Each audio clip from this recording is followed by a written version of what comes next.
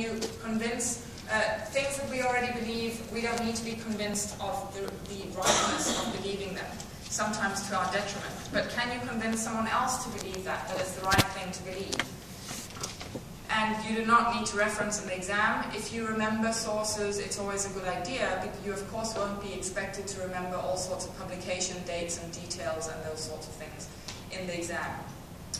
Make sure, as with the essay, that it's clear what your position is. Okay, so aim for the kind of structure where you have an introductory paragraph where you say, this is what I'm going to be arguing in this essay. That also means if you get lost halfway through, you can go back and read your introduction and say, right, what am I saying again? And make sure that that is what you follow through on. Remember that an essay is not supposed to be a mystery. It's not a whodunit. I don't want to wait till the final paragraph to see what it is that you're actually arguing. So make that very clear throughout. So you start with a thesis statement, present your case, and then get to a conclusion that one point of view is best justified, or you can also come to the conclusion that neither point of view is justified because there isn't enough evidence and so on. But then you need to explain why I will not take a position A or B is the most justified position. Okay, so there's a difference between having a considered opinion that you cannot take a position on something because there isn't enough evidence and so on, and the other thing which is saying, I don't know, because that's a kind of cop-out, that you're sitting on the fence because you just can't make up your mind. Okay, so make sure that you justify whatever position you take, even if it's one of saying that there isn't one.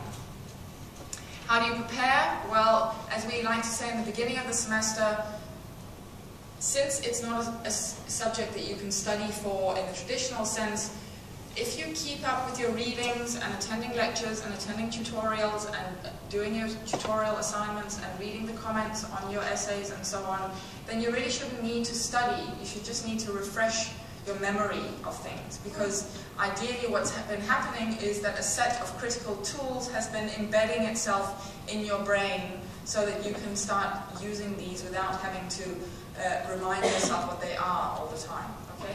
We really hope that these critical tools will not fall out of your heads once you stop doing EBM, but that you will hold on to them in your academic and later in your professional careers. So you're not there, if you do read through your reader again, you're not there to memorize. Don't waste time trying to memorize something. Make sure you understand what's going on, what the issues are. Familiarize yourself with issues and debates. Disagree with the readings by all means, and if you have the opportunity to start a little study group or talk to your friends, have arguments, if there's a point that you don't get, use the chat room to have arguments or to debate various points in order to make sure that you're familiar with all the possible ways of thinking about a particular issue. One of our fallibilities is that we aren't often always able to imagine how to see things from a different perspective because we are so entrenched in our own perspectives. Okay, so try and read and see, like, how can you argue? Is there an argument to be made against a particular point of view? And if you have time, of course, the best thing to do is to actually try your hand at some past papers and get some friends to mark them, that sort of thing. Okay, are there any questions? Okay, good. Well, thank you for your attention and best of luck and stay calm. Yes? Next week is the HIV/AIDS contact. Yes? Will the resources given with the question being asked are from common knowledge law? If the question is based on a secondary source, then the source will be given, yes. Yeah.